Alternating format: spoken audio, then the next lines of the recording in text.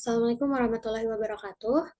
Perkenalkan kami dari kelompok Kanoni yang beranggotakan Anita, Azra, Dianti, Harisman, dan Latif akan memaparkan evaluasi dan feedback terhadap prototipe kantin Kanoni yang telah kami buat.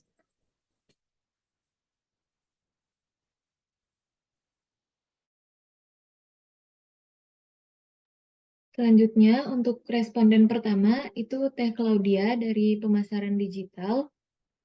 Yang pertama, hal yang dirasa sudah cukup, responden mengatakan dari segi desain kantin, dia merasa sudah cukup.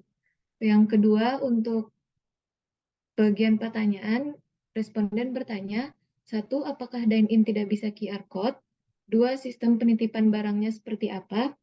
Tiga, selesai makan, gimana caranya meja yang terpakai tadi bisa dipilih untuk customer atau pelanggan selanjutnya. Empat, bisa berpilih lebih dari satu meja untuk satu aplikasi. Lima, kenapa toilet mahasiswanya tidak disediakan? Enam, apa masih bisa nambah stand penjualan jika slot penjualnya sudah penuh? Tujuh, kalau take away berarti tidak boleh masuk kantin.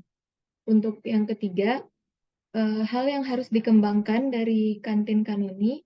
Yang pertama, perhatikan lagi layout tempat duduk dan penomoran meja agar satu pesanan bisa memilih beberapa kursi. Yang kedua, meja yang tersedia diperbanyak yang berkapasitas kecil agar mejanya bisa digabungkan. Yang ketiga, perhatikan juga layout dapur dan kapasitas tenan yang kira-kira akan dibuka.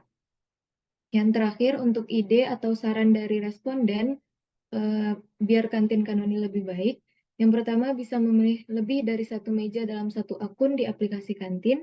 Dan yang kedua, meja ada yang berbentuk kecil atau kapasitas 2 orang untuk mengantisipasi apabila perlu dibuat gabung dalam beberapa meja. Sekian, boleh dilanjut.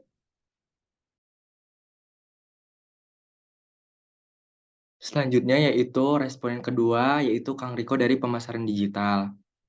Pada bagian what work atau hal yang dirasa sudah cukup, yaitu dari segi kantin, Kang Riko merasa sudah bagus, dan pengadopsian self-service juga akan membuat mahasiswa terlatih kedisiplinan dan kebersihannya. Kedua, pada bagian pertanyaan, Kang Riko bertanya yaitu pertama, bentuk kantinnya indoor atau semi outdoor. Kedua, kantin dinaungi dalam suatu manajemen atau di luar FEB. Ketiga, jika mau menjadi penjual berarti harus daftar ke manajemen dulu. Keempat, apakah lantai 2 atau tempat dapur boleh dimasukin mahasiswa? Kelima, jika makan di kantin Kanoni hanya orang yang memiliki aplikasi tersebut, bagaimana sekiranya ada orang luar atau dari fakultas lain? Keenam, jika nongkrong lama, bagaimana sistem tahu meja tersebut masih terisi? Apakah ada waktu untuk makan di kantin FEB? Selanjutnya, pada bagian ketiga, hal yang harus dikembangkan dari kantin Kanoni yaitu pertama, pengenalan dan marketing Kanoni yang harus dikuatkan di awal karena menggunakan satu sistem yang berbeda dengan kantin lain agar pengunjung tidak bingung. Kedua, perhatikan lagi layout tempat duduk dan bagaimana cara agar kursi kembali kosong di aplikasi jika sudah tidak ada yang menempati.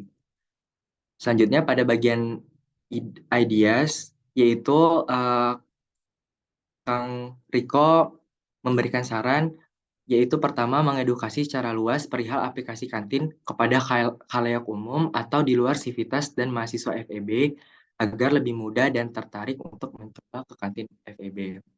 Sekian, selanjutnya akan dilanjutkan oleh Latif.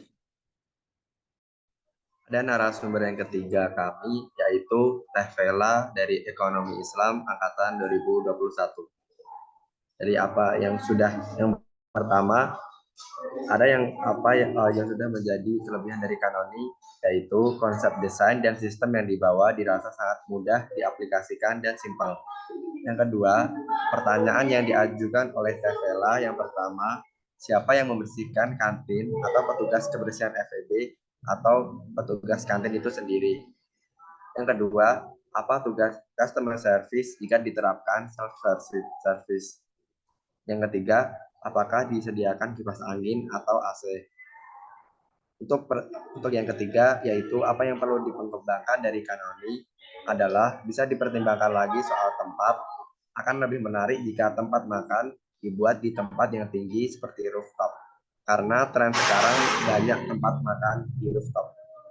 Nah, untuk yang keempat yaitu ideas dari Teh Vela menyarankan agar keberadaan tempat yang dibuat kantin agar lebih disukai apabila berada di rooftop karena view atau pemandangan yang ditawarkan akan lebih indah dipandang apabila kita berada di rooftop.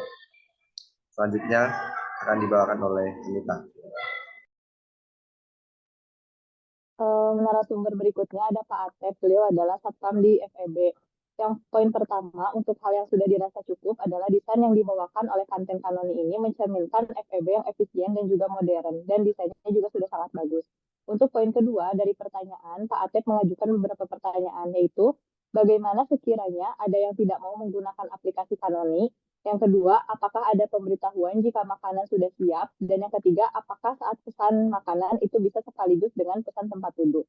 Kemudian poin ketiga, what could be improved atau hal yang perlu dikembangkan dari kantin Kanoni adalah bisa dipertimbangkan lagi perihal sistem order yang harus melalui aplikasi, karena itu akan sangat membingungkan bagi orang awam yang bukan dari FEB atau sekitarnya, atau orang yang memang tidak bisa menggunakan aplikasi tersebut. Kemudian poin keempat untuk ide, Pak Atep menyarankan agar melakukan promosi untuk menyebarluaskan terkait aplikasi kantin kepada seluruh sivitas dan mahasiswa UNPAD dengan tujuan mempermudah mereka apabila akan berkunjung ke kantin FEB. Kemudian yang kedua, dibuat tempat duduk yang lebih nyaman bagi mahasiswa untuk nongkrong karena melihat aktivitas yang dilakukan mahasiswa itu banyak yang duduk lama sembari mengerjakan tugas. Sekian dari presentasi kelompok kami.